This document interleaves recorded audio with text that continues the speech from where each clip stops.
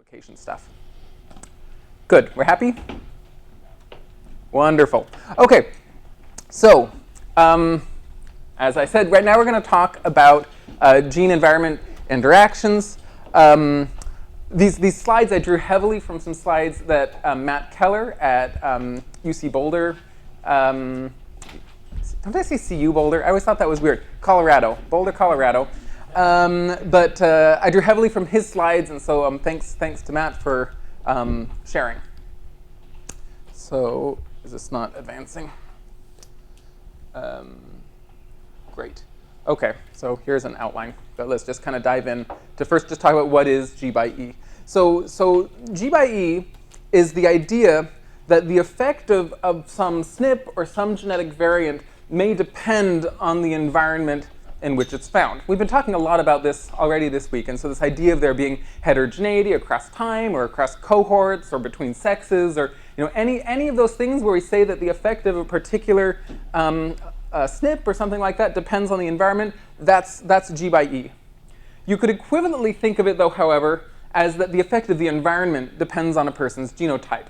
Those are just symmetric ideas, right? And in both cases, these are G by E. So why should we care about G by E? Well, I think this is maybe not surprising.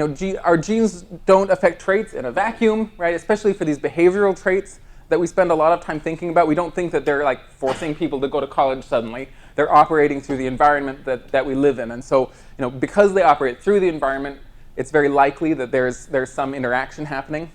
Another thing to keep in mind is there's the first law of behavior genetics is that everything is heritable, and so something that may be heritable is how much people respond to different environments or different kinds of treatments. And so with that in mind, it suggests that G by E is just probably everywhere if we look for it. I mean, how big it is another question, but we do kind of expect it to be everywhere. And the reason also that G by E, I think, is particularly appealing to social scientists is because it goes in contrast to the standard misinterpretations that we talked about in terms of how we interpret heritability or genetic effects or things like that. It shows that it's not nature versus nurture, but it's the combination of the two interacting to create the kinds of things that we're seeing in society. Another nice thing about it is it suggests actionable ways that we can modify genetic risk. And so if we were thinking about how might we consider the impact of some policy, or how could we target interventions, G by E is the sort of class of research designs that is relevant for those kinds of questions. Great.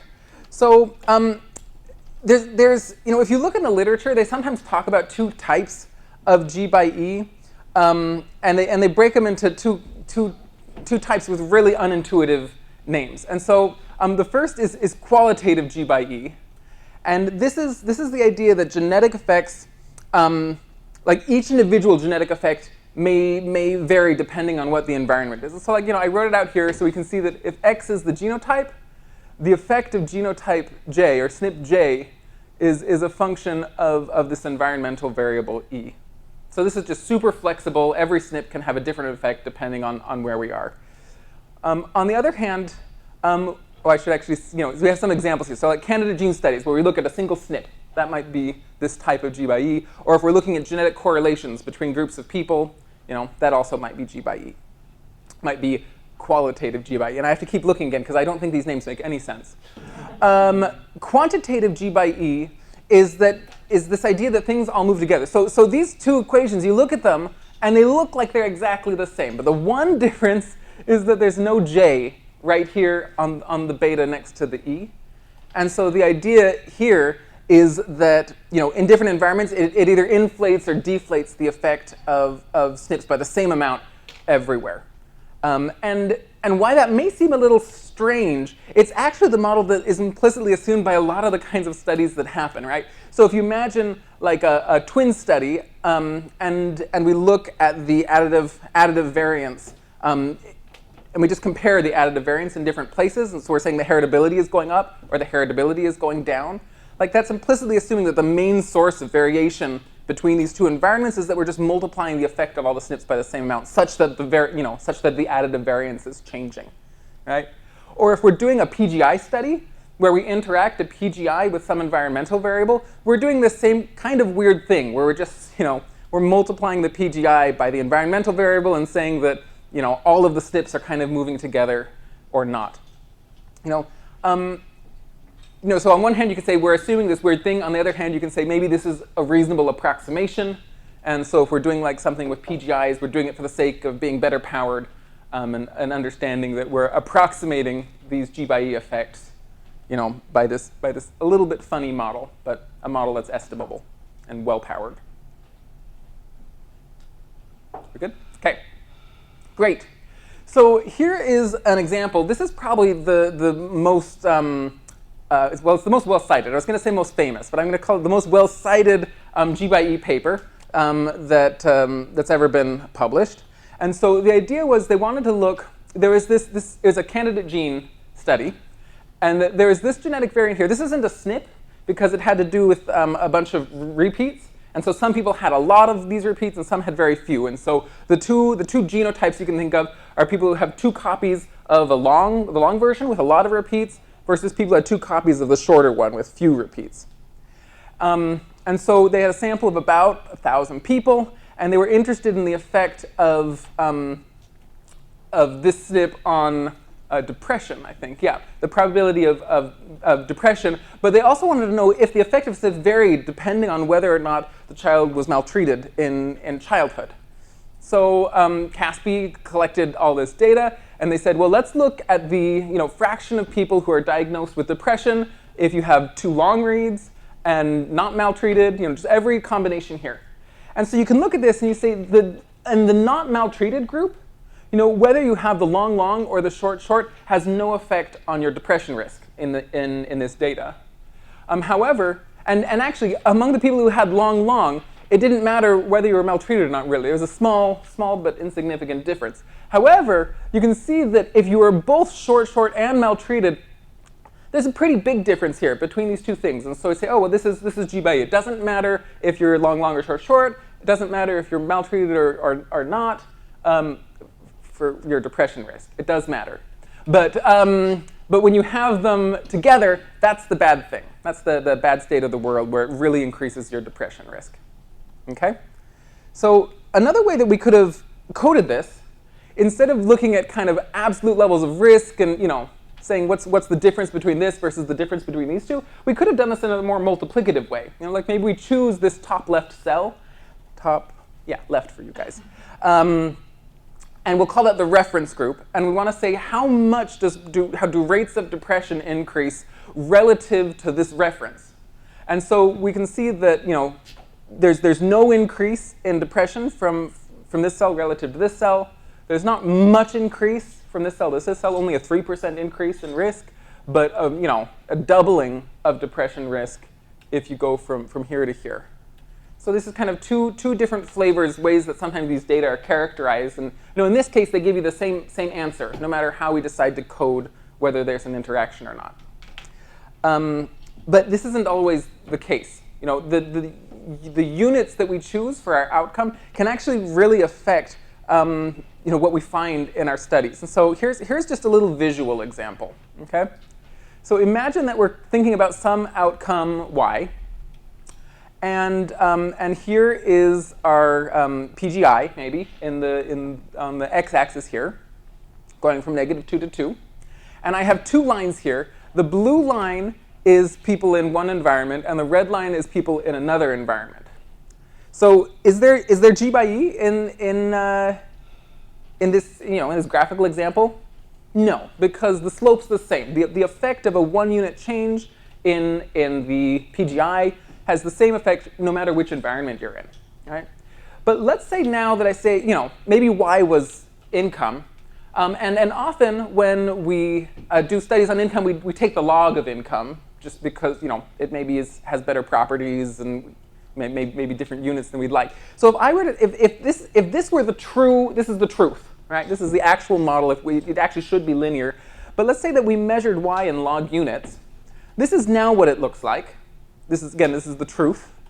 But we don't usually do our regressions in log units here. And so what we do is we'd fit a line to each of these things. And so now if we ran a G by E study, we would say, well, this is the slope in E equals 0. And now this red line is the slope in E equals 1. Is there G by E here? Yeah. Well, it looks like there is, right? Because these two things have different slopes. And so, the effect of a 1 unit increase in the PGI is different when you, this should say log y probably, but is different depending on which environment you're in. At least the effect on log y. And so this is just highlighting that G by E can be funny. And it's really easy to cheat. Like this lesson actually is about all the ways to cheat with G by E, right? So we're going to talk about all the ways that you might notice that other people are cheating and ways to don't accidentally cheat yourselves is hopefully what I hope you come away with from this lecture. So given that we can just induce G by E by changing the units, what units should we be using? Well, so there's, in the original example, I gave sort of two ways to measure G by E. And one, you consider the additive scale. So we're looking at incremental, how many percentage points change in depression does do we get as we go from different genotypes or into different environments? And so that's what we refer to as the additive scale. And I'm going to argue on the next slide that the additive scale is generally the most policy relevant units. But we'll talk about why that is in just a moment. But alternatively, we could talk about the multiplicative scale. So instead of saying how many percentage points does this environment affect your outcome, you could say, oh, this increases the risk of the outcome by a threefold or something like that. And so those are multiplicative units because it's about how much you multiply the risk by. Oftentimes when you're doing binary studies, you'll use like a logistic regression or things like that. The units of a logistic regression are more related to this multiplicative scale, generally. It's not exactly the same, but it's a bit more similar to that. And so this is why some people like these multiplicative scale units. For continuous outcomes, where we're not choosing between doing like a linear probability model, which is the additive scale, or a logistic model, which is something more like the multiplicative scale, you could do things like linear units or log units. And I think what you really need to be thinking about is if there's natural or conventional units, right? So if you're doing income, it's conventional to look at log income. So maybe that's the right thing you should be doing there. Really, it's gonna matter what question you want to ask. But this is an important, from this slide, what I want you to realize is that the units that you choose can matter. And what that means is if you're writing a paper, a G by E paper, then you need to argue in that paper why your units are appropriate, or show that your results are robust to no matter what units that you choose, because you can cheat. So this is the point here. If there aren't clear units, if it's not clear what units you should be using, probably you should do both. And hopefully whatever you do is robust, and if it's not, then perhaps that's be forthright about that in whatever you're writing. But let's talk about this policy relevant idea, because I think this is interesting. So let's pretend this is a hypothetical intervention. That let's pretend that we develop a drug for schizophrenia, and so the drug is going to be the environment here. And so people E equals 0 is someone that doesn't get the drug, and E equals 1 are people who do get it. And then we have a binary SNP for some reason. Maybe it's on the Y chromosome or something. But yeah, we have G equals 0, G equals 1. And so we do our study, and these probabilities are the probabilities of seeing schizophrenia symptoms conditional on not having the drug or having the drug, and having genotype equals 0, genotype equals 1. Okay? So if we're thinking about additive units, and we're trying to decide who do we want to give the drugs to, well, for a person with genotype 0, we would see that, for genotype 0, if you compare this cell to this cell, that's the relative impact of giving someone the drug who has this particular genotype. And so, see, there's like an 8 percentage point. Well, I guess E should be, this is the good case, sorry, of a risk of it curing your schizophrenia symptoms. So in the additive scale, we see that giving a person a drug decreases their risk by 8 percentage points. if they're G1 though, what is this, 25%? So a person with the genotype in the additive units, wait, now I'm worried of saying this wrong. You want to give the, oh yeah, that's right. Okay, yeah, so in the G equals 1 case, you know, it's a 25 percentage point increase in getting better if you give someone a drug or not. So based on that, we would say, well, we want to give the drugs to the G equals 1 group, right? Because this is a 25 percentage point change versus an 8 percentage point change.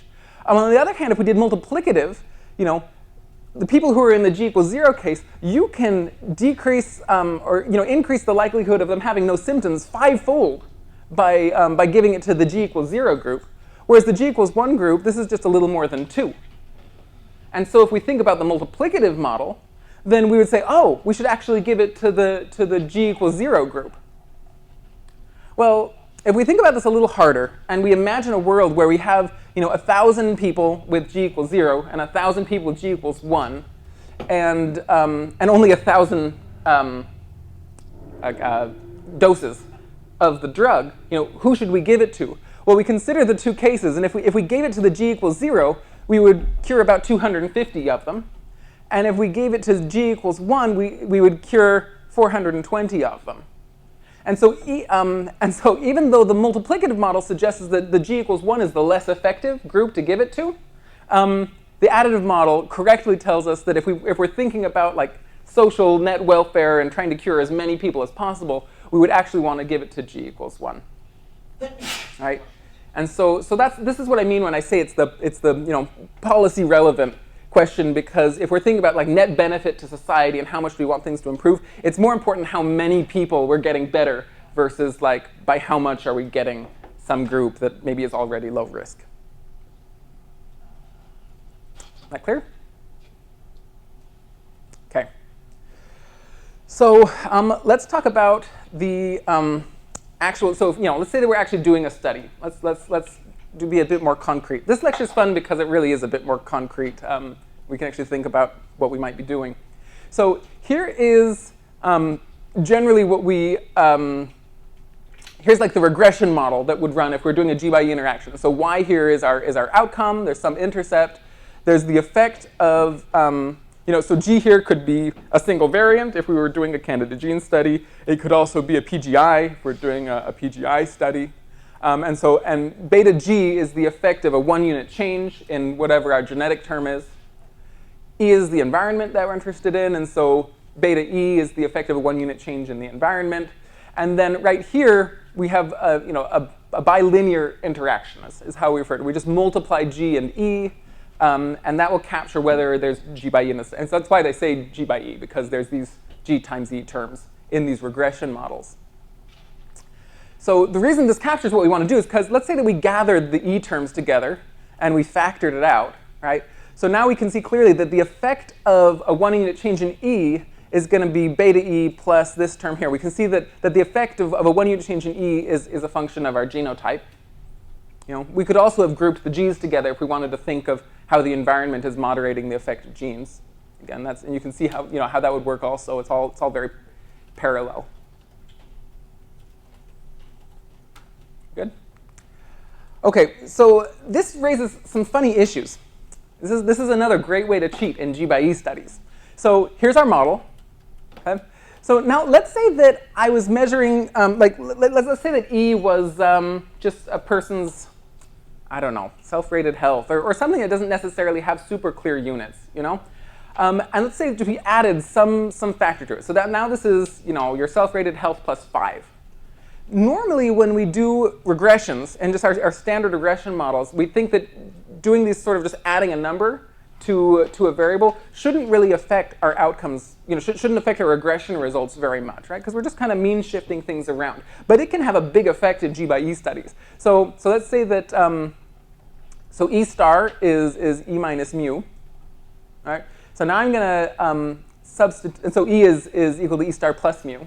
I'm going to substitute that into our model up at the top, right? And then I'm going to distribute things through and collect terms with respect to G and E star and G times E star. And the thing you should notice here is that in this new model, by rescaling my environmental variable, just adding a constant to it, I'm not really doing anything that bad, right?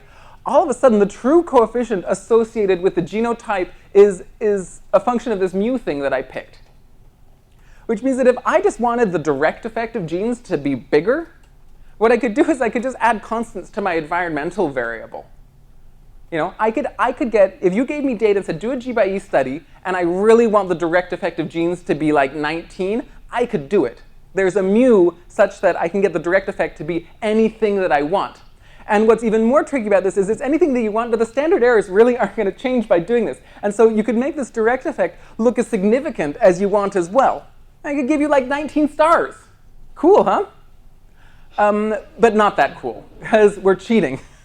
And the reason that this happens is because the coefficient associated with the direct effects of G, or even the direct effects of E, corresponds to the effect of genes or the environment for a particular value of the genes or the environment. Specifically, it corresponds to the effect of genes at G equals 0 and at E equals 0.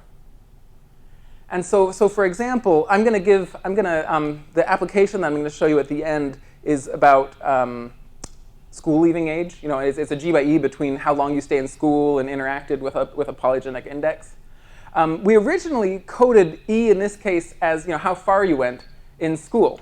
And we were getting really weird coefficients on this G term. It was like hugely negative or something. I don't remember exactly what it was. But it made us think for a second. What we realized happened is that we were saying, what's the effect of genes of a person who drops out of school at age 0? That's like nonsensical, right? And so in that case, I don't know that you could easily interpret the coefficient on the genetic effect. So the moral of the story is that when you're doing an interaction model, it's really, really important that you encode, or that you report the coding of your G variable and your E variable. And ideally, you would set, you'd code the variables such that G and E equal to 0 is like some reasonable thing. You know, in the case of the schooling one, it wasn't even in the support of our data, right? So like, we were getting an estimate corresponding to people that didn't exist. And so, you know, you maybe want to code things such that like the schooling is equal to 0 when school leaving age is equal to 16 or some number like that, just so that things are a bit more sensible and it doesn't make people raise eyebrows when they see what you're showing them. Or maybe you should means, you know, like, so you could set it to a reasonable thing, or you could just mean center it such that E equals 0 corresponds to the mean of the variable. That's also a really sensible way to code these variables such that the coefficients associated with the direct effects are meaningful. Or could we do the standardized coefficients for the environment variable as well? The standardized coefficients.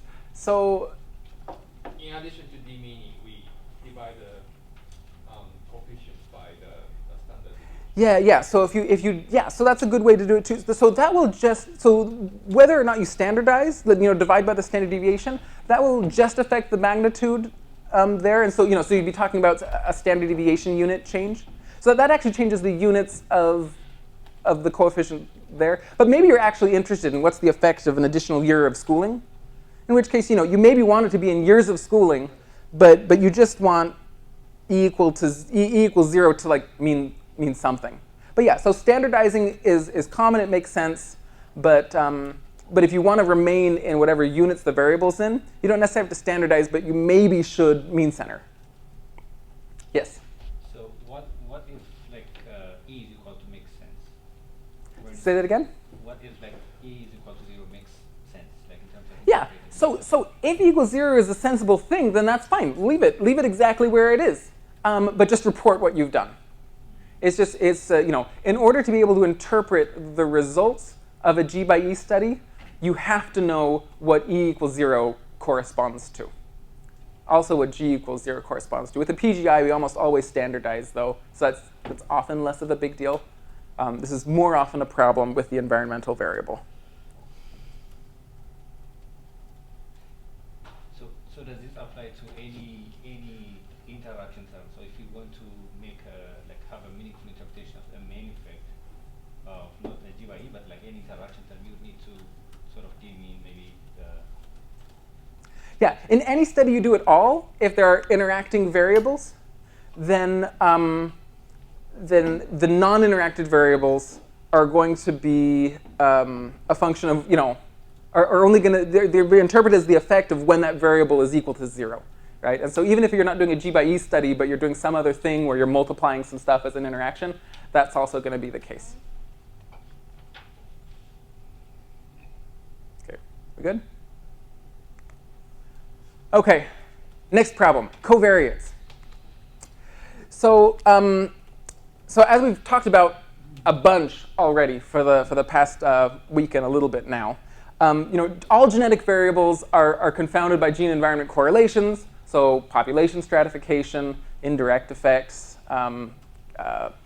assortative mating. I don't know. Any of these kinds of things can cause lots of problems for us. We've talked about this a bunch. And so, what we told you initially when we were looking at these simple linear models is, oh, just control for parental genes. And if parental genes aren't available, then maybe PCs, right? And so let's say that you run your model. So these first few terms are exactly the same. You have your phenotype Y, an intercept. You have the direct effect of genes, the direct effect of the environment, and the interaction here. And I said, I want to control for parental genes. And so I just add this Z term, which is the parental PGI.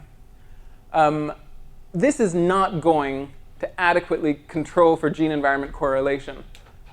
What's wrong? Like I've added it as a control. Is it controlling? Yeah. It needs to control for the other things too. Sorry. Yeah, you want to put it in the interaction term. That's exactly right. Right, because the point of adding these covariates here is that there's some amount of variation in our genetic term that's capturing differences, variation in the environment.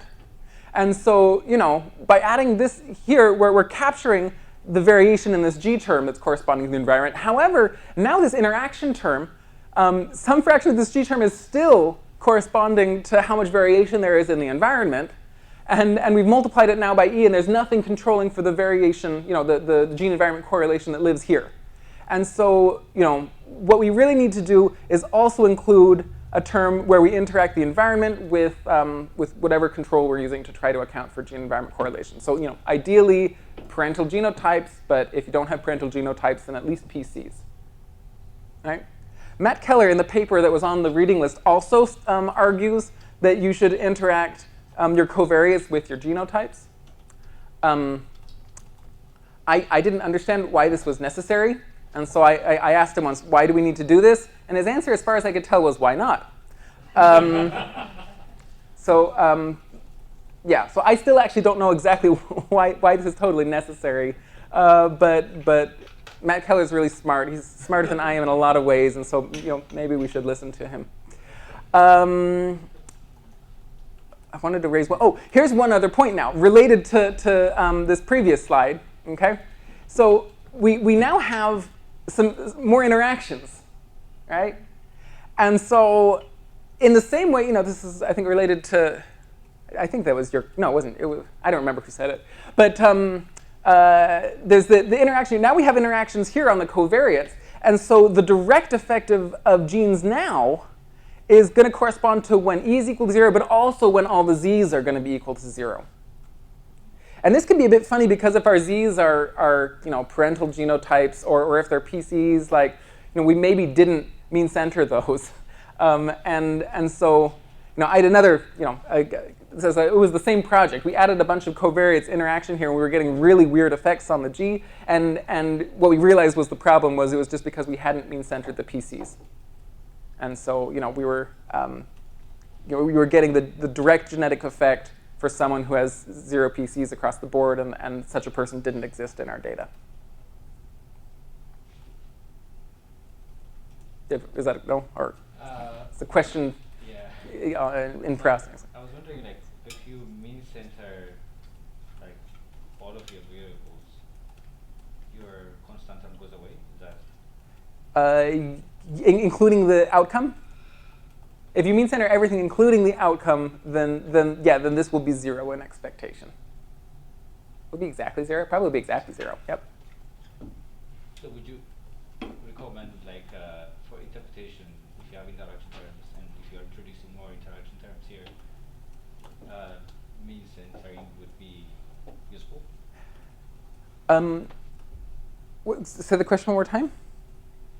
So, so as we like add on like more interaction terms to avoid any confusion with like interpreting the main interaction effects, like mean centering like all of your variables, would that be a good? Yeah, I think it's probably good, like a good default when you're doing a G by E study would be to mean center everything. The one exception where I could see it being reasonable not to do that is if some of your variables are binary. Yeah, Like, that's my next question. yeah. So if your variable is binary, then it's a little bit strange to mean center it because then you have you have people either having like -0.4 or 0.6, and that's a little strange, right? And so for binary stuff, you don't have to mean center, but it does mean that the interpretation on your G then is for the group that has zeros across all these binary variables. If it's covariates that are binary, maybe even just mean center those, because you're not, I don't know. It seems like it'd be nice to be able to interpret this as like what's the effect on average versus like let's say that your covariates included sex, right? If it's a male indicator, then this is just the effect in women, which that's good, but maybe it'd be better if it actually was what's the effect in the population versus just the effect in like one subset. So I would likely just mean, I guess this is the term here. I would mean center all your covariates if it's straightforward, just to make your life a lot easier. But if for example your environmental variable is binary, then perhaps it makes sense just leave your environmental binary.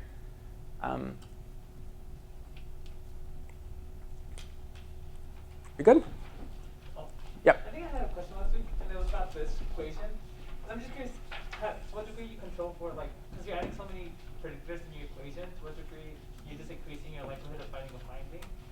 If you're increasing, just by adding additional covariates. Additional covariates, additional interaction terms. Yeah. So there's kind of a couple things at play by adding all of these additional covariates. So because when we run a regression, generally there's like one and maybe a couple coefficients that we're actually testing, right? So in a G by E study, we're almost always just interested, well, I guess, at most we're interested in only these 3 coefficients, right? And probably we're only interested in this interaction, right? So in which case, adding stuff over here, I don't think these add to our testing burden because they're not associated with any hypothesis that we're actually testing.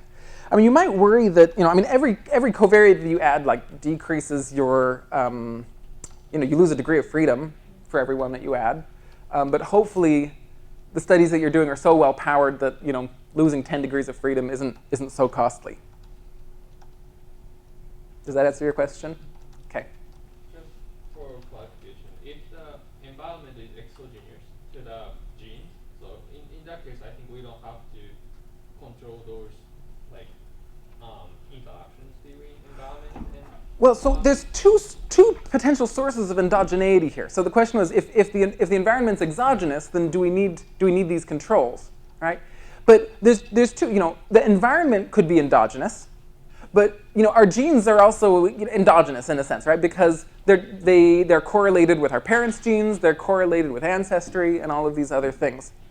And so, controlling unless controlling for Z happens to control for both sources of endogeneity, then which I don't know how it would, then we do need to be able to control for both. All right. Yeah, we're going to talk a little bit about that in a minute. Yep. A couple of questions on this. All right, from Marine, we can mistake gene by gene interactions with gene by environment interactions. Just to make sure controlling should fix this. Yeah, I'm going to talk about that in a minute. Mm-hmm. Okay. And then from Emil, how does fixed effects work here? For example, if we have a large number of area fixed effects that we want to control for, and then a follow-up. Also, I guess we would also want higher order terms in the genotype and or the environment, as these would otherwise also be captured in the interaction term, even though they shouldn't. Yeah, yeah. So we're gonna go pretty deep into that second question in like next slide, I think. Okay. Yeah. So we'll talk about that. In terms, the first one was about Fixed effects. fixed effects. Okay. Yeah. So so you know, if our fixed effects are meant, I mean, here's the general way I think to think about controls, right? If you're including the controls because you think that they're correcting for biases that exist in like the G variable. So for example, if we're worried about indirect, gene environment correlation, then any place that we see a G interacted with a thing, we also need to interact the controls with that thing, right? If we're including the fixed effects because we think that's dealing with some endogeneity in E, then any place we see an E, we would then maybe want to interact the G with the fixed effects or something like that. So you should just think of the, if we were doing a non-interactive model, why are you adding the controls? Then you need to also interact with the controls, and maybe this is part of why Matt Keller was saying let's do this too, because sometimes it's not clear why you're adding the controls, and so having this additional term here just kind of keeps you safe, and assuming that you have well-powered studies, you're not going to lose that many degrees of freedom, so maybe you should just add it.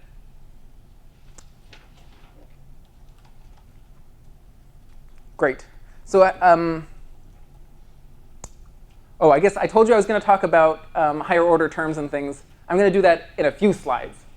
Let's talk about candidate gene studies first. So, so Dan, gave a whole lecture already on historic candidate gene studies and how they didn't replicate very well, and we came up with a bunch of reasons why not.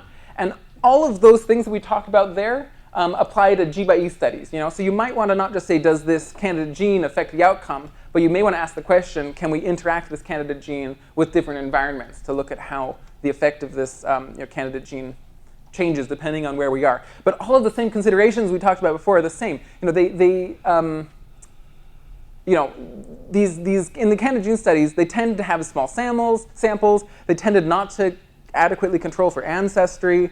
Another big problem is that interaction effects are often smaller than direct effects. And so, all of the problems that we said for the direct effect literature, it's even worse here. We need even larger studies to detect interactions generally than if we want to be able to detect the direct effect of some gene. So despite all these problems, and despite us knowing about this for years, these studies are still really popular. So Matt Keller wrote this paper where he and his co-authors looked at a bunch of different candidate genes that were associated. I think this is still depression. Does it say? Yeah, depression. So these are a bunch of candidate genes that people have proposed looking at for depression.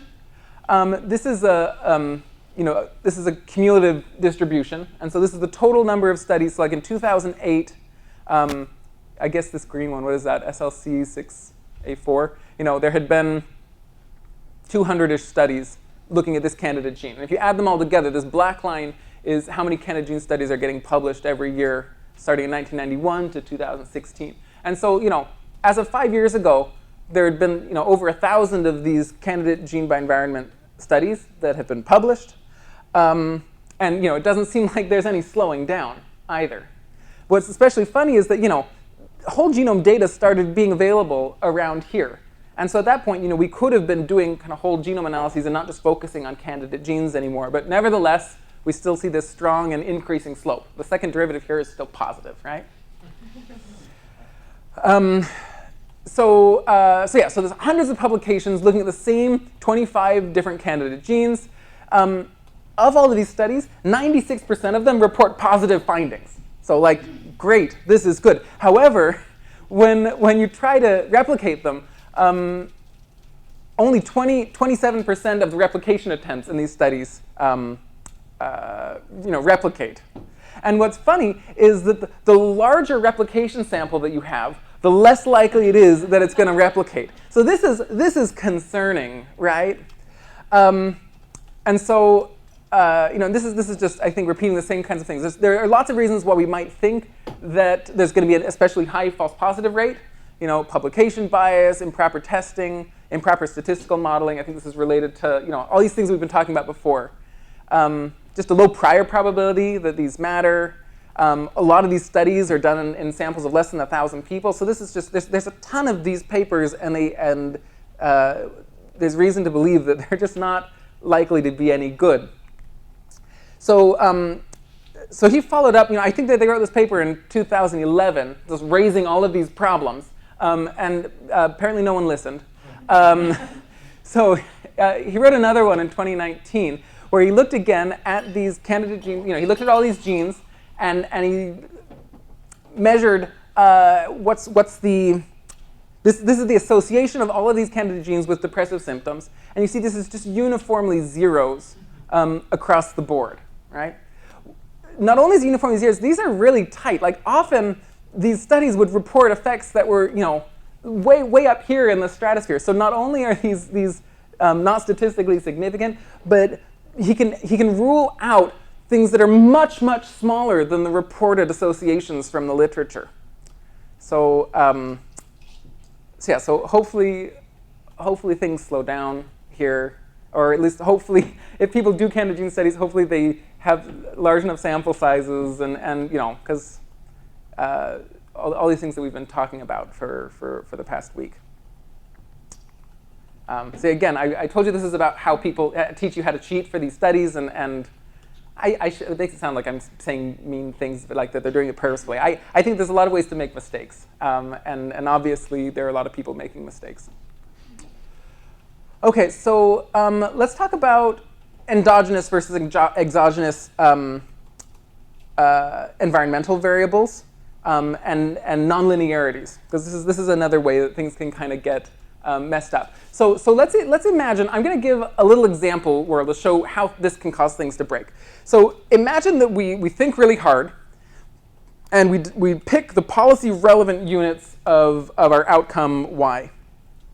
I think I changed it to w later. I'll have to fix this later. But yeah, so we have some outcome y, and we have the policy relevant units. And I'm just going to tell you the truth right now that there is no g by e in these units. And in fact, I'm going to say that the environment, for this hypothetical example that I'm going to tell you about, the environment plays no role at all. In that case, if the effect of genes is nonlinear and G and E are correlated with each other, then you're going to start interpreting nonlinear effects as G by E, when in fact it's just nonlinear effects of G. So let's talk through this. So here's the model a bit more explicitly. So I'm going to say that our outcome W is equal to e to the a, where a is the additive genetic factor. So this is the true model. It's this nonlinear, just for you guys, it's a nonlinear exponential function, right? And I'm going to say there's no error. And I'm going to also say, let's assume that we have a perfect polygenic index, and so we know what a is. We're living in like the ideal society. And I'm going to say that there are two environments, and these environments are correlated with the polygenic index. And so a person who lives in environment 0, their additive genetic factor is drawn from a normal distribution with mean -1 and variance 1. And people who are from environment 1, their additive genetic factors has mean 1 and variance 1 as well. So it's just a mean shift. People who are from environment 1 tend to have higher polygenic indexes on average. And so in this model, the environment has no effect on W, and there's no G by E. So here's a picture.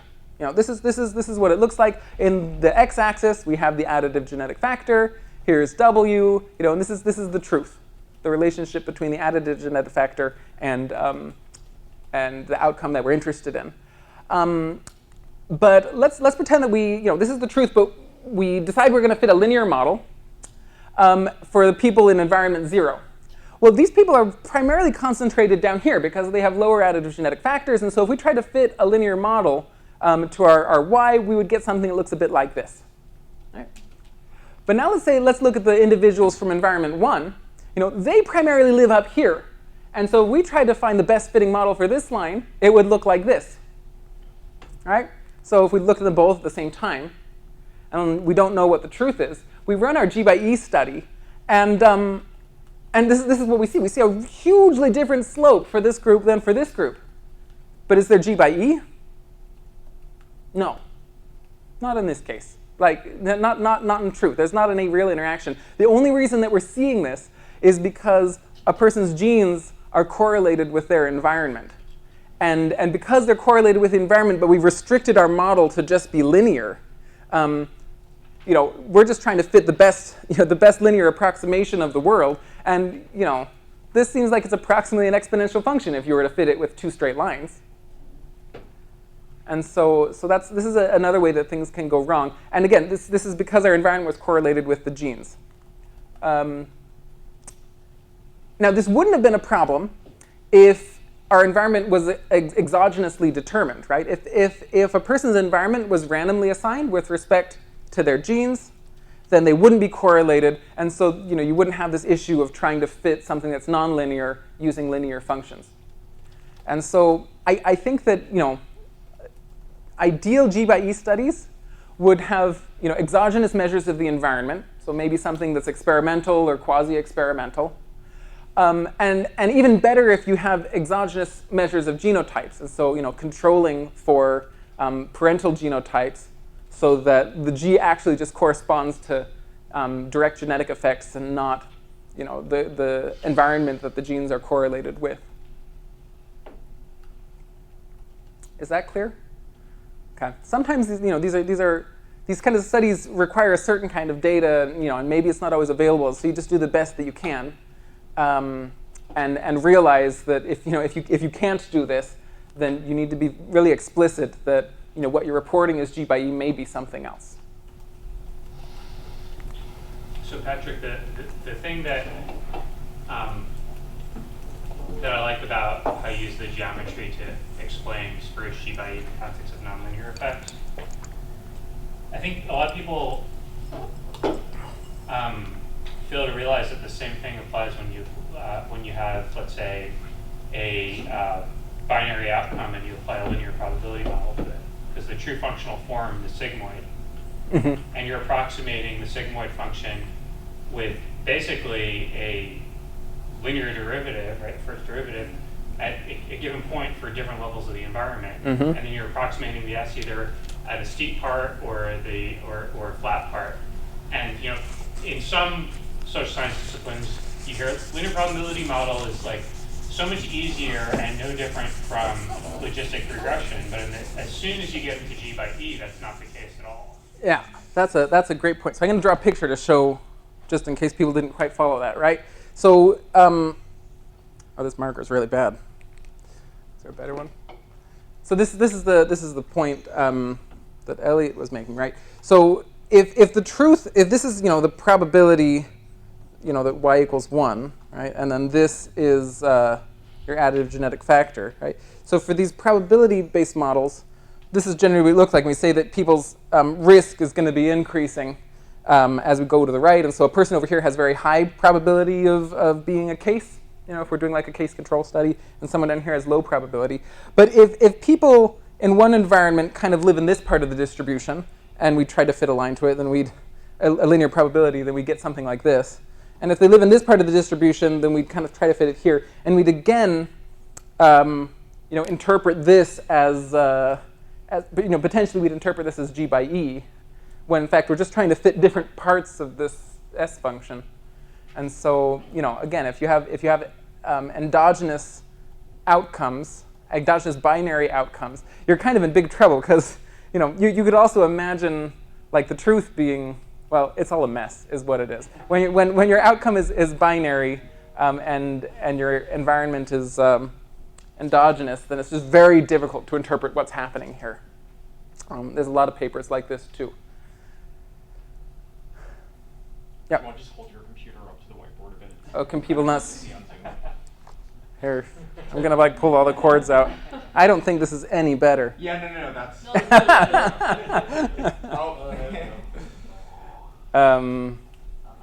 Oh yeah, see, I just ruined the whole world. Are we back? Okay. Great.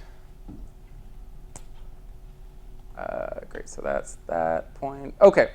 So summary. G by E studies, they're great. They're really important. They're the root, I think, of a lot of what most of us are interested in as social science genomicists, right? This is, I think, a big chunk of the kinds of things that we're thinking about. And so we should be doing these studies.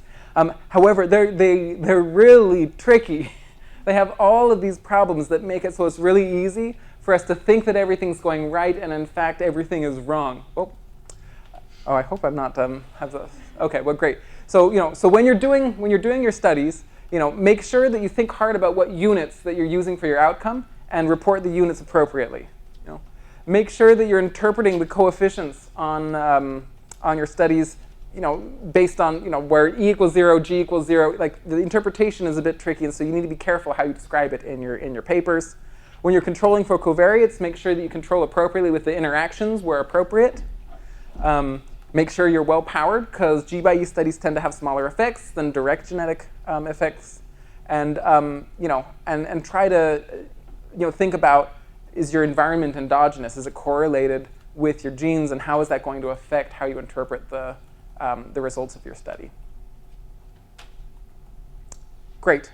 So that's all that I have for kind of the theory interpretation side of things. So next I'm going to dive into like an application, but do we have questions before then?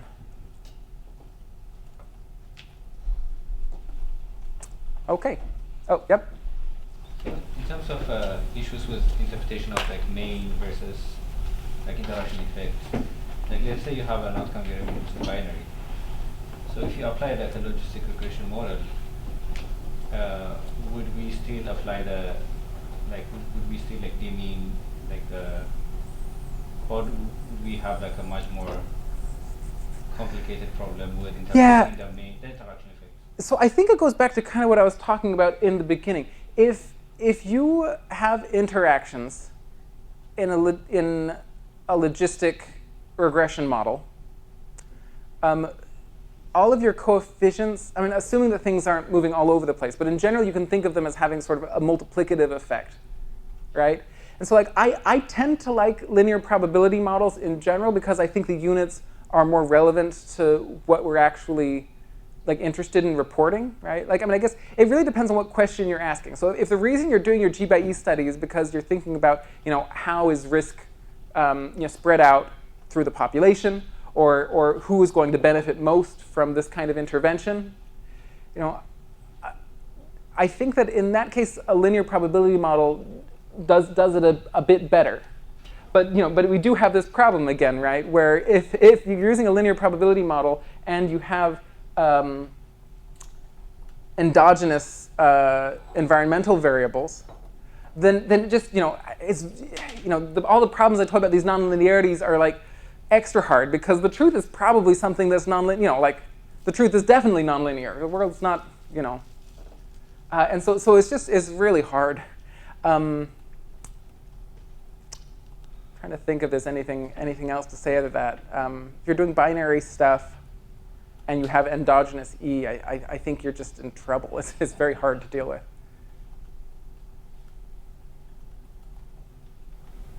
Dan. Isn't it symmetric with endogenous G? Yeah. So you're saying the bias on the I'm saying that I think you could mistake nonlinear, functional form differences with, functional form differences are confounded with bias. Yep. Anything that makes G and E correlated. And so if you can make, well, I guess that's one thing I was thinking about this morning. I didn't write it down because I didn't have a complete thought about it. But I think if you make either one of them exogenous, then I think that the issue of nonlinearities is okay. Because what kills you with them being endogenous is that they're correlated. And so for one group, you're tracing out one part of the curve, and for the other group, you're tracing out a different part of the curve. And so I think if you can break the correlation between them by making one of them exogenous, then the issue of nonlinearities is no longer a problem. You still have the issues of interpreting, like it may be that what you're calling G is actually ancestry. So, it might affect the interpretation of everything, but it's not, the problem is no longer at that point that you're actually just trying to fit something nonlinear with a linear thing. Yeah, I think also if you have a balanced outcome, it's the same. So if your sample's binary outcome is if the mean is. Oh, if you're like right here at 50? Yeah, exactly. I've done a little bit of simulation on this. It seems to be okay. I mean, I guess the only reason that maybe it would be right is because if you're fitting it, if your mean is at 50, Yeah. and then you're a little above the mean and a little below the mean, then the slope, I mean, like the slope will be the same on either side. So it might be a bit more robust when it's balanced. But I mean, I think I'm more of a proponent than you of just going with the logistic. Yeah, a lot of people are. I mean, I think of the logistic. The cumulative logistic distributions different from the Gaussian, but it's very, very similar to a liability threshold model. So when I am interpreting logistic regression coefficients, I'm thinking of them as being linear regressions predicting the unobserved continuous liability. So I don't care about the percentiles or the probability changes at all, because I mean, it depends on what you're looking at. But like the way I tend to think about the world, at least in what I look at, I think all of the binary outcomes that I tend to look at, I just think of as like some cruddy way that we've measured some continuous outcome. Yeah, so that's a great point, actually. Yeah, so what Elliot's saying, just so the people on Zoom can hear a bit more, is that if you think of your binary variable as just a bad measure of something that's truly continuous, then doing something like a logistic regression is actually you can think of it as trying to fit what this latent thing, the binary thing, is trying to measure. And so and this is kind of why I was saying before, it really depends on the question that you're asking. And I didn't really think of this particular case, but that's a great point. If what you're actually interested in is the latent thing underlying your binary variable, then yeah, do your G by E using a logistic regression, and that makes a lot of sense. But if the binary thing is actually the thing that you're interested in, then a linear probability model might make more sense in that case. That's a great point. Mm-hmm. So I just want to make a point that the sign of the interaction might switch completely depending on whether what you care about is the liability itself or the binary outcome. And as I think Patrick already mentioned several times, it really varies by context. So if you're doing depression risk, for example, it's not clear that there's a huge jump as you go from slight below some arbitrary cutoffs to slightly above, even though psychiatrists will say now you're depressed. But for other diseases, it really is the case. You come just to the left of the cutoff, I'm completely, I don't have the disease, and I don't have any symptoms, and there really is a discrete jump at that point. Yep. I think thinking that through should inform how you specify your G-Bay model. Yep.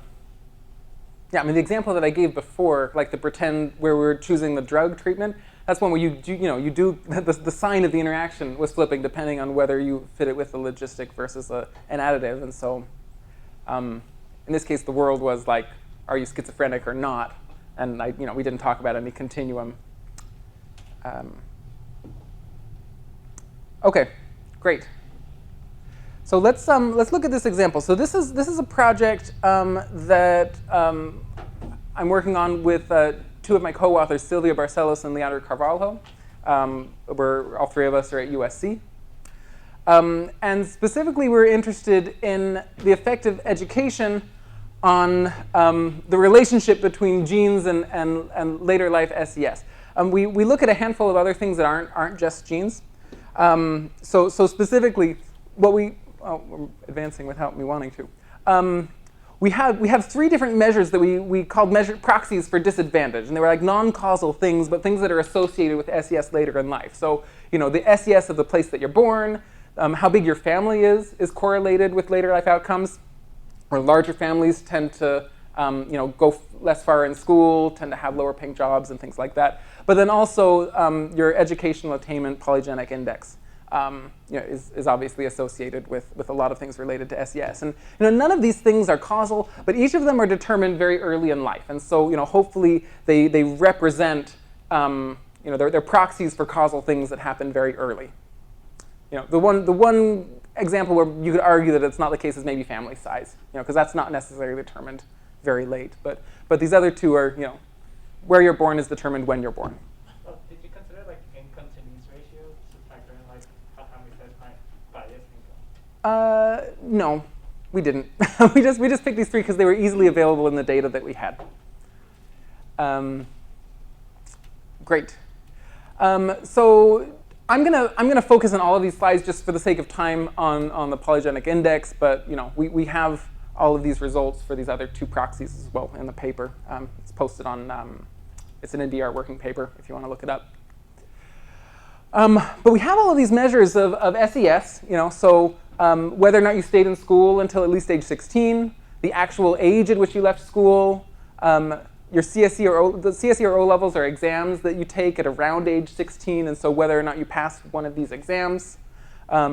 We have a measure of wages. This is from the UK Biobank. They don't actually ask you what your wages are, but they have pretty detailed information on what your occupation is. And so we impute people's wages as just the median of the occupation using some external data set. And so this is log imputed wages. The UK Biobank does ask people what's your household income, broken into I think 4 different bins. And so it's household income, so it's not quite ideal, but it's not imputed. And I think it's also available in a larger sample, so maybe you like this better. But you see that all of these are pretty highly correlated with the polygenic index. And in fact, I report the black dots are the correlation with just, or the association with just the polygenic index. The red triangle is the association if you control for the other two proxies as well. And so, there's a slight attenuation it looks like, but it seems each of these proxies, explains sort of an independent portion of the variance in SES. So these are pretty good proxies in the data that we have. Why does it keep advancing automatically? So what's our environmental variable? Our environmental variable in this case is going to be education. And we've gone on and I just told you all about how it's so important that your environment is exogenous. And so what we're going to use is a reform that happened in the UK in 1972, which increased the minimum age at which you could drop out of school from 15 to 16. And so if you were born on August 31st, 1957, then you could drop out at age 15 if you wanted. But if you were born one day later, then you were forced to stay potentially this extra year of school. And so from one year to the next, there was a big change in the fraction of students who were staying in school until different ages. And so in this figure here, on the x-axis is a person's year of birth. 0 corresponds to the cutoff of whether you were affected by this reform or not.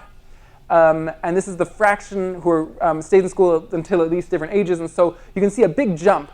So before the reform, maybe about 20% of individuals were dropping out of school at age 15, and afterwards, nearly everyone is staying. There were small effects at ages 17 and 18. These are, very small relative to this one here, but technically statistically significant. And so we should think of this reform as primarily increasing schooling at age 16, but maybe that's going to be mixed up with a tiny bit of the effect at age 17 and age 18. So the question is, I showed you already that the EAPGI is associated with how far a person goes in school. Did this reform affect that difference? And so again, on the x-axis, we have a person's year of birth, and on the y-axis, we have a person's average school leaving age. I've broken the data into thirds, and so the black circles are by year the average school leaving age of people in the bottom tercile of the EAPGI, and the red X's are the average school leaving age of the people in the highest tercile. And so the fact that the red X's are above the black circles is just again showing that the EAPGI is predictive of how far you get in school. We have this discontinuity here showing that the reform in fact increased how much schooling there was. But what I think I want you to pay attention to is how big this gap is. Before the reform, there is this big gap, and the gap was narrowed after the reform, suggesting that this additional year of schooling in the population, or this reform, narrowed the gap that was explained by the EAPGI from one year to the next. Okay? Yeah? Sorry, is this controlling for the things you mentioned before? This has PC controls, and that's it. So yeah, so you should think of this gap as not just direct genetic effects, but indirect effects from parents, any stratification that we didn't manage to control for. So I can't tell you based on this figure what's driving these differences. Could be anything that the PGI is correlated with. Did you control for the PC times the discontinuity? We did. I mean, we did versions where we did that. Because you just taught us that we should do that. Yeah. Oh, times the discontinuity. Of course I did. The question was, did we? We have slopes here. There was a big discussion of whether we should interact the slopes of these curves with the PCs, and you get essentially the same thing if you do or you don't. But yes, we also controlled for the PCs times the discontinuity. Okay, so I showed you that this reform closed the education gap between the top and bottom. What happens to wages? And so now we have the average log wages. Why does it keep doing that? And so this is the gap before. This is the gap after. There's no, especially compared, there's a pretty, you could see this decrease for education. There was no comparable decrease in wages due to this additional reform. This is a figure showing, this is for all three. And so we see that for the EA-PGI, this is the gap before, this is the gap after. Big decrease in the gap. For wages, this is the gap before, and this is the gap after. So if anything, it seems like this additional education increased the wage gap in the sample. All right, so it kind of has done the opposite of, I guess I should say that, when people were promoting this reform, part of the reason that, the rationale when they were arguing why we should raise the school leaving age is because they wanted to close these kinds of gaps that exist, and it seems to have not worked. These are, okay, so if an additional year of education closed the education gap between these groups, but didn't close wage gaps between these groups, I don't think I have, but there is just general an increase in the wages. That must mean that the returns to education for these groups is larger than these groups here, because we see a potentially larger increase in the average wages from one year to the next. But this is a smaller group, right? There are very few people, if you remember this figure. Like, this is a small number of people leading to a bigger change. And so the only way that could happen is if the returns to education were larger for the people with high educational attainment PGIs. And so these are the results of the two-stage least squares estimates when we're using the reform as an instrument and we're saying what are the returns to education. And so here's the direct effect, and so I'm reporting this number. This is the direct effect for someone who has an EA-PGI of 0, right? And so we see that there's about a 5% return in education, but the return is 2 percentage points higher for people who are 1 standard deviation above the mean for their PGI, and 2 percentage points lower for people who are 1 standard deviation below. Yeah. Question from Lee. What PGIs have you used and were they estimated under Rosler? So this is the EA3 PGI omitting the UK Biobank. So it's important that you don't have sample overlap. We did use some of the UK Biobank, but only, our sample was only individuals who were born within some window of this reform. And so there's data out in the wings that we use to increase the power of the PGI. What was the second question? Were they estimated under Rosler? So no. Well, depending on what he means, I think the answer is no, right? Because we omitted this whole group here. And so there are some people before and some people after. And then like the bulk of the data are from 23andMe, which is primarily US based. Yep. Sorry, so you modeled this as an IAV in the... Yeah, so as our instrument, it was an indicator of whether or not you were born before or after this reform. And we used that as an instrument for how many years of schooling you obtained. Because it seems like we could use like a staggered difference in difference type thing, unless I'm wrong. Why would it be staggered difference in difference? Everyone. Sorry, it's just one compulsory school. It was one change, yeah. So this affected the whole UK and England, Scotland, and Wales all at once. Okay. But you're right, some countries did it differently. They implemented it in different municipalities at different times. Mhm. That's not the experiment they have. Yep.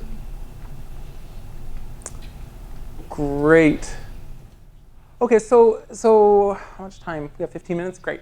So the question is, we have these estimates that some people have higher returns than others, but we don't really know why. And this goes back to this question of, what is the PGI anyways? So I tell you that a person with a high EA PGI has higher returns to schooling. What are we supposed to do with that? Like, what's the source of those increases in returns to schooling between these two groups? And so, we wanted to kind of understand this a little better. And so this is going to get back to this idea of controlling. We're going to try to control for parental genotypes. And what we were hoping to do with this is thinking about the PGI. You could think of it as representing sort of two sources of, two potential sources of advantage. You have, get a teaser and all the stuff. So you have stuff that may represent individual level characteristics. By that, this is supposed to be code for like the direct genetic effects. So maybe the PGI partly represents people who are better at taking tests, and so they get further, they do better in school and then go on to get better jobs. Maybe that the EA PGI represents people who are taller, and so they go a little further in school, and there's maybe labor market rewards for tall people. But all of these are sort of direct genetic effects related to the person, and maybe that's the source of these increased returns. On the other hand, it could just be environmental correlates, right? So a person, if they have a high EA PGI, then their parents also have a high EA PGI, and therefore maybe they have better jobs and more connections, and they can help their child take advantage of this additional year of schooling. It might represent, stratification within the UK. So it might be that people with a high EA PGIs are born in communities that have more resources and better jobs, and so getting an additional year of schooling allows you to take advantage of the resources that exist in your community. And so, we wanted to try to separate out kind of these two sources of, two potential sources of increases in returns to schooling. And so, we did that by controlling for the parental PGI to try to distinguish between these two sorts of things, right? We're going to talk a lot more about this in Alex's lectures tomorrow. But controlling parental PGI, it means that your own PGI is randomly assigned. It gives you an estimate of the direct effect. The UK Biobank doesn't have very many parent-child trios, because you have two parents and the child. But there are a bunch of siblings, and using a method that Alex developed, you can impute people's parents if you have some siblings. And so that's what we did here. So, so here's the question. So what is the coefficient on the interaction once you're controlling for parents? Well, this is a much smaller sample already. So I think it's like 40,000 individuals where we can impute the parental PGIs. And so this is the coefficient on the direct effect once you restrict to that small group. And so it's kind of zero-ish, not super precisely estimated. But these are the coefficients that we estimate in the interaction. So the first thing I want you to notice is that these confidence intervals are really, really, really big, because we have such a small sample. So this is the direct effect. This is the interaction on the parents. And the coefficients, the confidence intervals here are also really, really, really big. So I don't, the other thing to notice is that these estimates are way too big to be plausible as well.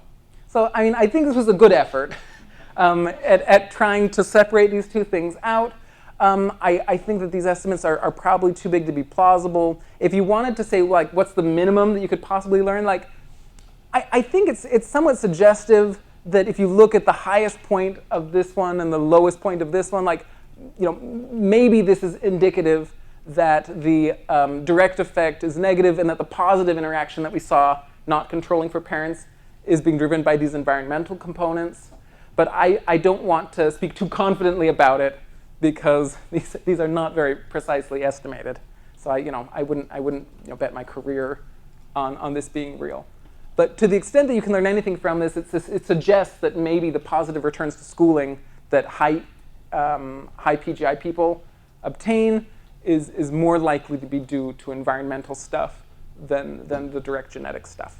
Yep. I think in the working paper and in your VGA presentation, Mr. Watts, I think you, based on this, you imply that it's not actually the genetics, but it's the genetic nurture that drives the effect. Yeah, and so that's what I would argue here, right? Because what we saw when we don't control for parents, this was a positive interaction, and suddenly when you look at the direct effect, then it's a negative interaction. But it can be negative, right? It could be. If so the reason it would be is if there was some sort of substitutability between the direct genetic effects and what you learn in school, right? And so, schooling increases your wages by some, education increases your wages by some, but, schooling increases it, genetics increase it due to the genetic effects. But if you have both, you don't need both. The returns are, Okay. I don't think that the returns are actually negative, and that's what, if you added these two things together, it actually implies a negative return. I don't think that's plausible. Yeah, that's one. Right?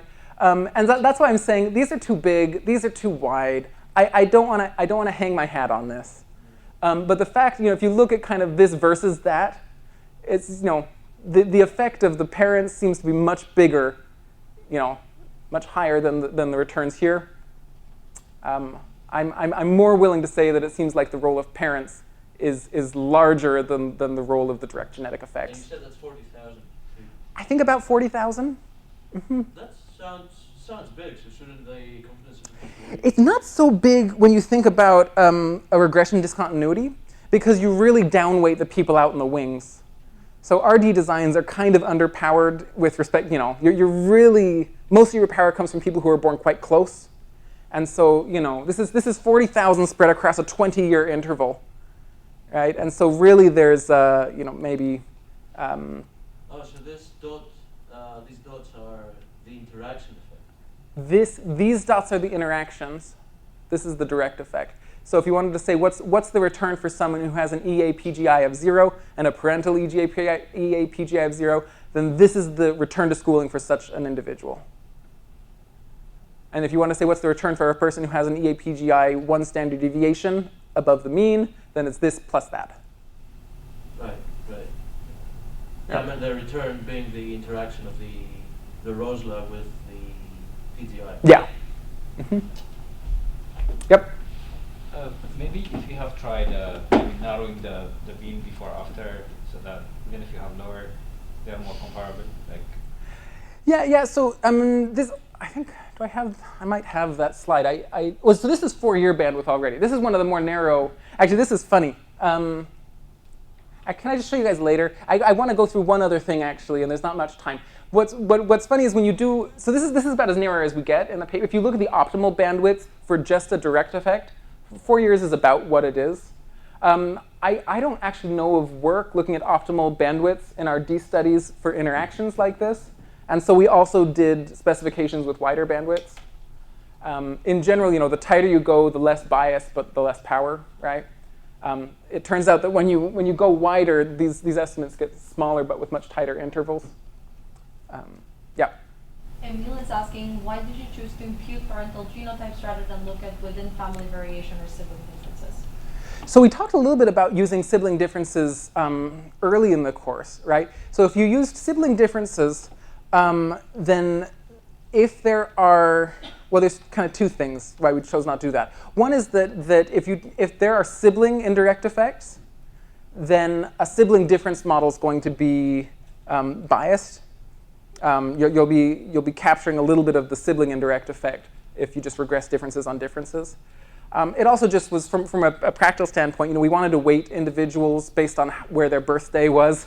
And if you have siblings, then it wasn't totally clear how much weight to give a sib pair where one is born. It was just a dumb technical thing. But it also, from a practical point, imputing parents will be more robust than using a sib difference framework.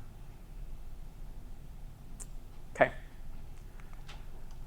So here's just kind of one last point, 7 minutes. I'm not going to have time to talk through exactly how we did this, but I'll explain what the issue is at least. So when you do two-stage least squares, we talk about how it has a late interpretation, which means that we're just looking at the effect of the year of schooling for compliers, right? In this case, compliers are people who would have dropped out of school at age 15, but then were compelled to stay in school until age 16, because of this reform. Now imagine that there's a person who has a really high EAPGI, but they're nevertheless a complier in our data, right? Such a person probably faces different environmental conditions than a person who has a low EAPGI and is a complier, right? Because why are they dropping out at age 15 if they have a high EAPGI, right? And as a result, for the G by E, what we're doing is we're comparing local average treatment effects, but we're comparing two groups that probably face different environments. And so, in this paper, we use this approach called the marginal treatment effect approach. And what the idea is you under some assumptions, you can estimate what the effect of an additional year of schooling is for individuals who are in different quantiles of the have different quantiles of the unobserved costs. And so you can think of individuals over here at 1. These are people who have a really high unobserved cost, and so the never takers, the individuals who are going to drop out of school at age 15 no matter what, are over here. And the always takers, the people who have low costs and therefore are going to stay in school until age 16 no matter what, are over here, and compliers live in the middle. And so people who are in the top tercile for the EAPGI, the set of compliers covers this range here, and you can know that because we actually know how many always takers and never takers there are, so we can infer what the window is, and it's possible to estimate the marginal treatment effect. And so this line here is this point here is the returns to schooling for someone who has an unobserved cost of 0.53 or whatever that is, right? But this is the unobserved. This is the marginal treatment effect for our set of compliers. There's some heterogeneity, and when we estimate the late, we find the midpoint. In the bottom tercile, though, the set of compliers is a different set, and the marginal treatment effect is a different line, and so the late corresponds to this point here. And so you can see already that we're estimating the lates are estimating the effect for different groups. And so there's just a way that you can restrict to, what if we just look at the overlapping compliers and estimated the late within that interval by taking the midpoint just within the gray shaded zone. And so, we find that there still is a big difference. I must have auto advanced set up or something. There's still a big difference between the top and the bottom terciles, even accounting for the differences and unobservables between these groups. Okay, so in conclusion to just this application here is that, even though the 1972 it raised wages, it really didn't act as the great equalizer. It didn't really bring people closer together in terms of inequality. It didn't close the wage gap. And we saw that people with greater advantages, due to all three measures that we used, people who are most advantaged have the highest returns. And then there's this suggestive evidence that it's the environmental component of our PGI that seems to be driving this effect. Here's some acknowledgments. There are lots of people who helped with this, including several people who are here, so thanks. Great, that's everything.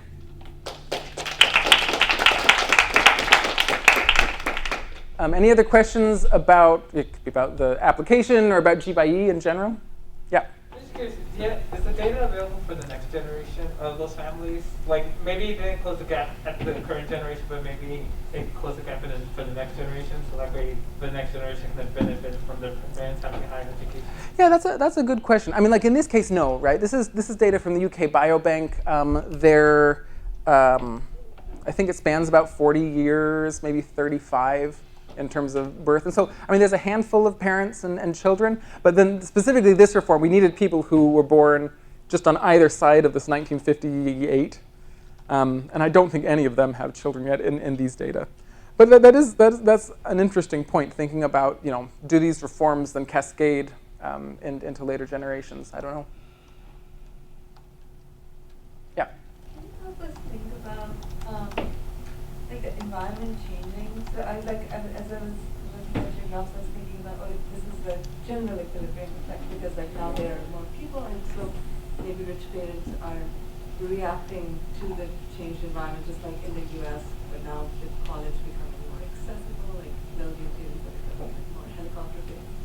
So how should we think about the fact that the environment is not visible? Yeah. So the question is how should we think about how the environment might be changing? These results are kind of general equilibrium effects.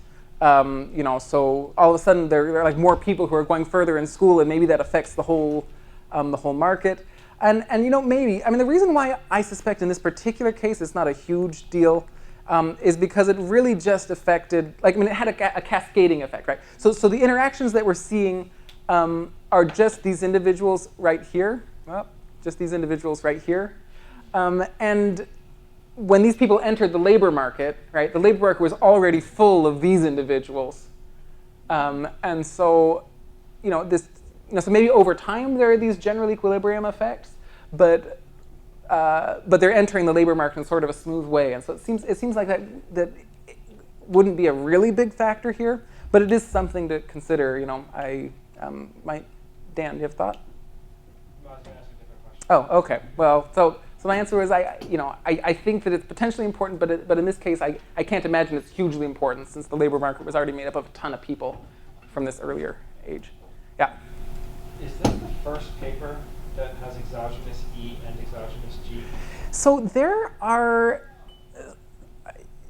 papers that are kind of close to it. I don't want to say it's the first one ever.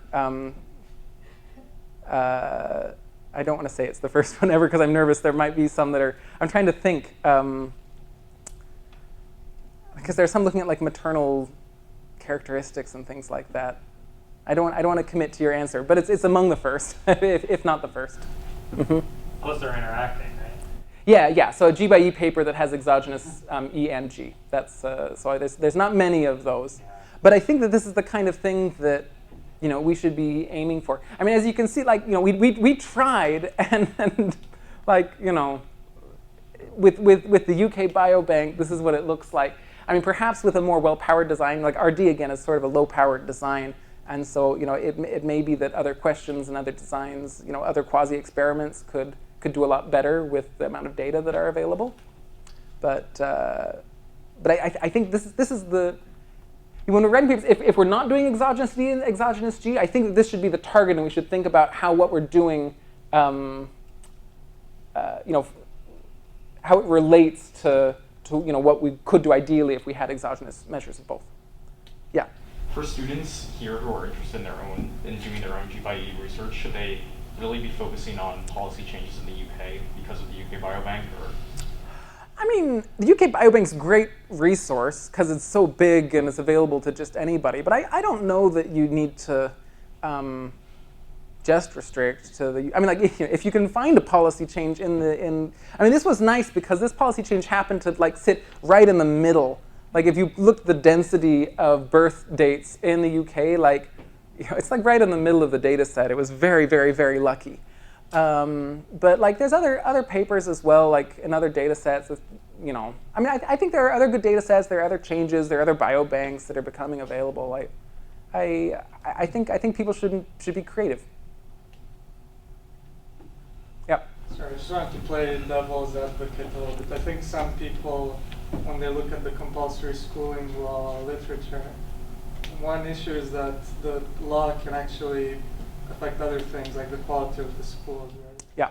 So the effect that you might be seeing between high PGI and low PGI could be driven by, I don't know, schools where low PGI students go tend to be overcrowded after the policy or something like that. So just wondering. Yeah, so I mean, it is the case that if you look geographically, certain parts of the UK were had a much larger first stage than others, just because kind of the baseline levels of education. And so you might worry that if you're in an area where only 1% of people were staying in school until age 16, and then all of a sudden everyone was staying in school until age 16, maybe you're having a different experience than someone who is in an area where everyone was already staying in school until age 16. I mean, my understanding, from the literature, is that the change in this law, didn't totally come out of nowhere. The timing of it was sort of random, but there was like an enormous amount of school building and stuff to be prepared for when this law went into effect in this particular case. And so, hopefully, I mean, it's a real concern. There are a handful of things that exist about this particular policy that, hopefully it's not as bad as it sounds. But yeah, that's as good as I can tell you in this case. Great. Anything else? Wonderful. Thanks, everyone.